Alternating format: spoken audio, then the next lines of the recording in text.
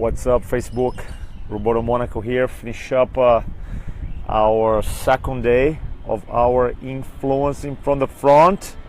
We finish up the class today a little bit early so that the attendees now, they have homework. They got a homework to do because in our day 3 here, everybody that come to our class have a chance to do a presentation, so super fun. So basically I had a chance to finish up the class. Now they're going to present. I can share the little view here. We are here at the Miami airport. So there's a little view here, nice view. And a little pool here. And I'm just resting, kind of recoup my voice. But I want to talk today about the healing power of telling a story.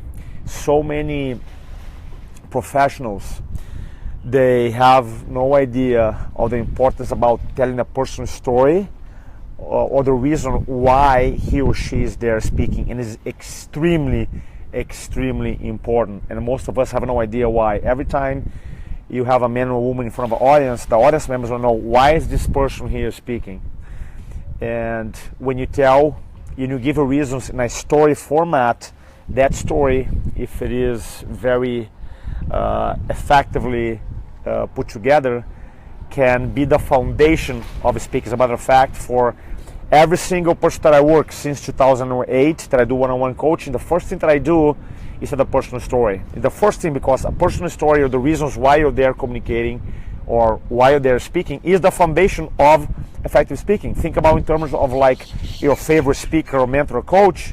You know, does he or she have a story? The quote-unquote, the reason why he or she speak now. And today I was reminded of the healing power, because a lot of people, they have their story that sometimes they hold for themselves like 5, 10, 20, 30 years.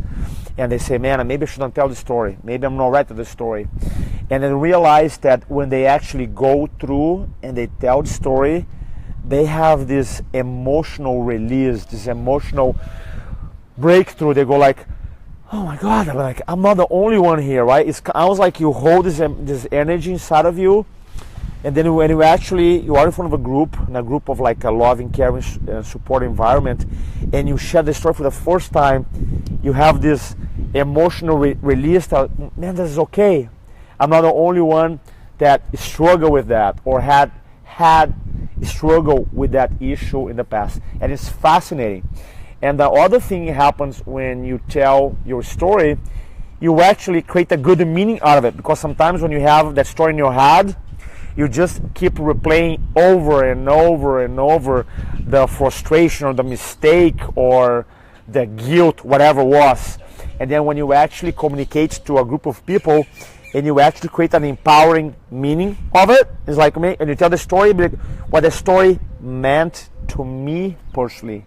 It's almost like a therapy session. Like now, from all that struggle that I had, that I was holding for myself, ultimately there is a positive meaning of that, and that's like awesome. Because today I saw someone that was like for many years was holding the story inside, and finally decided to have. And by the way, you gotta have courage, and you have the courage to tell the story, and then eventually like you have this emotional release, like I feel good because now there's actually a positive lesson, a positive meaning that I share.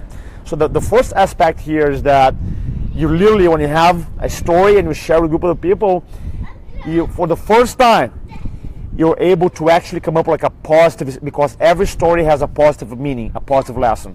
And sometimes because you're looping that story over and over and over again, we get stuck. I'm like in this track, and you run this track over and over and over and over again. And when you're able to articulate the story in front of a group, you share the story and you say, hey, what the story meant to me is, and then you create a new meaning. And be like, oh man, I never thought about this meaning. And then you focus on the meaning in the positive lesson, and that meaning expand. And now that story, instead of like disempower you, that story start empowering at the highest level possible. So that's one thing.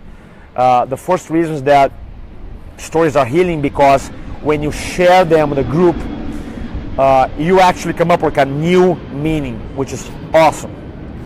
Dr. Mark here said, gives you freedom and clarity. Right on, man. I believe 100%. So that's the first reason.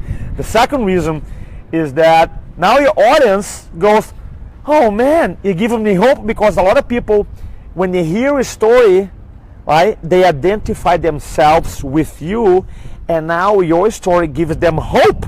Like, oh really? So that means that I'm not the only one who struggled with that. You struggle with that too, and you overcome. And now, just because you share the story, you inspire people at the highest level to overcome that as well. It's crazy. Like for me, as you know, you guys know this, I have a thick accent. I'm not the as you guys know this, and I cannot tell you, when I do talks and you have people have whatever, maybe they have an accent, maybe they have another excuse that's like, because my accent hold me back for so many years, and they have a different handicap or whatever excuse, they'd be like, oh man, I thought like you never had this handicap. I thought you never thought about it, because accent actually hold me back for the longest time. So the reason about sharing stories is so healing, because number one, you personally, you as a presenter, you heal. Now I can make fun of about myself, about my accent, and it's healing for me.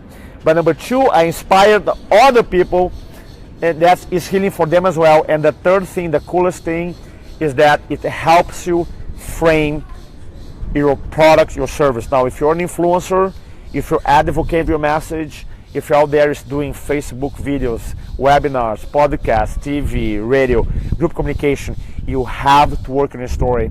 And what I found is that the most effective influencers, they have a story that they tell to help frame their message, their service, their product. And there's many different ways you can tell a story, and I was just covering that today. Today was the whole day on storytelling influence. You can tell a story in the beginning of your talk, which is a great tool. You can tell a story in the end of your talk, which can be very effective too. Or if you, thanks so much, Michelle, appreciate that, for the nice words of encouragement, appreciate that. Or if you're on the highest level of influence and you really know what you're doing, you can introduce your story in the beginning of your talk. You can, there's a plane now, sorry, I'm gonna wait for the plane.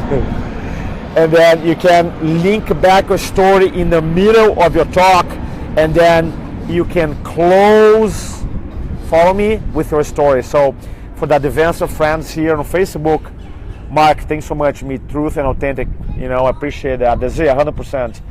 And so for the advanced strategy, you tell a story in the beginning, you can connect in the middle of your talk, and then you can close all the way in the end of it. So I've been studying storytelling for the longest time, and if there's one tool that has helped me tremendously, especially when I'm speaking for groups of people and my outcome then is to influence, then storytelling is the other way. That's one of the tools that I use. For me, the three most effective tools of influence, besides obviously have a powerful mindset and state, my top three: questions, listening, storytelling.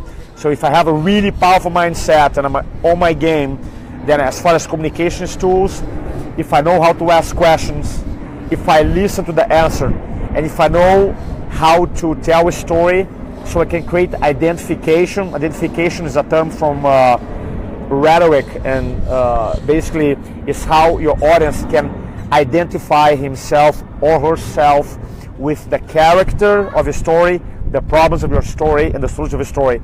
Then if you create identification, then you can really move people into action for their reasons. So that was the idea here, recording a quick Facebook Live, as I committed to do 10 in a row, and tomorrow is my last day in our speaking tour here. I did 2 influencing from the front back to back. I hope to see one of our classes here, and it has been awesome. My voice is kind of hoarse, but we keep going strong. And thanks so much for joining us on our Facebook Live here, and I'll talk to you soon. One more thing, don't speak to inform, speak to transform. Guys, take care. Adios. Bye-bye.